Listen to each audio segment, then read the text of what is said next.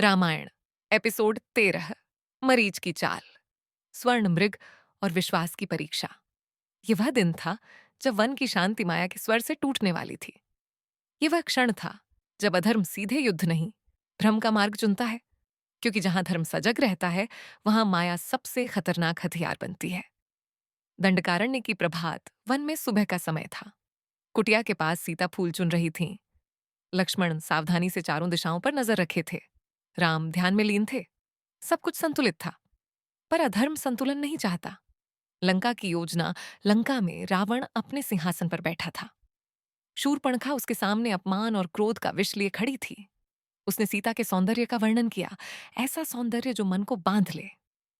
रावण मौन रहा, पर उस मौन में एक निर्णय ले चुका था। उसने मरीच को बुलाया। मरीच, भय और विवेक। मरीच रावण का मामा था। वह राम की शक्ति पहले ही देख चुका था। उसने कहा, रावण, राम से बैर विनाश है, यह मार्ग मत चुनो। पर अहंकार सुनता नहीं। रावण बोला, तुम स्वर्ण मृग बनोगे, राम को वन में दूर ले जाओगे। मरीच जानता था यह मृत्यु का आदेश है, पर रावण की आज्ञा टालना भी मृत्यु ही थी। उसने सिर झुका दिया। स्वर्ण मृग का आगमन दंडकारण्य में अचानक। एक अद्भुत स्वर्ण मृग प्रकट हुआ। उसकी चमक सूर्य से भी अधिक थी। उसकी चाल नृत्य सी थी। सीता चकित रह गई। राम, उन्होंने कहा, क्या आपने ऐसा मृग कभी देखा है? इच्छा नहीं, कौतूहल या लोभ नहीं था, यह एक सहज कौतूहल था।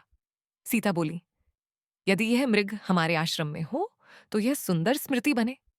राम क्षण भर मौन रहे। उन्हें कुछ असामान्य लगा, पर सीता की प्रसन्नता उनके लिए महत्वपूर्ण थी। राम का निर्णय। राम ने लक्ष्मण से कहा, तुम सीता की रक्षा करना। फिर धनुष उठाया और मृग के पीछे चल पड़े। स्वर्ण मृग दूर दूर भागता गया, जैसे राम को और भीतर ले जाना चाहता हो।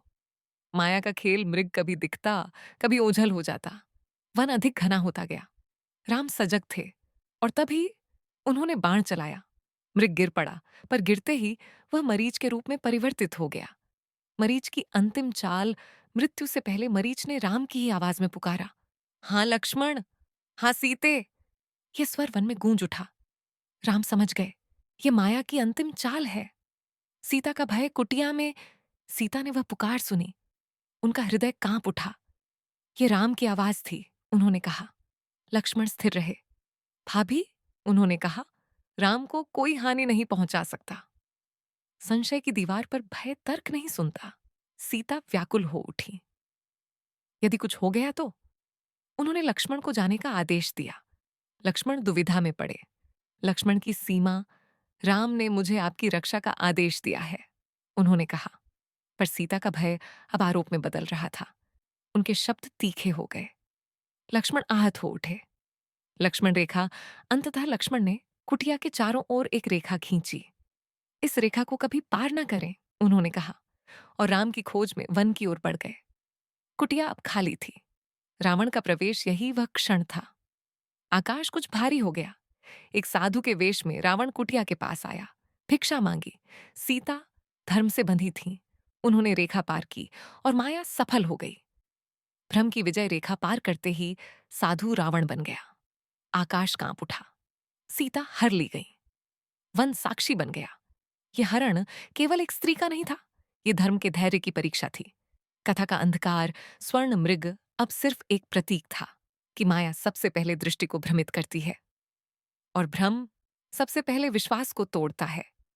समापन यह है रामायण, जहां एक पल का संशय महायुद्ध का द्वार खोल देता है।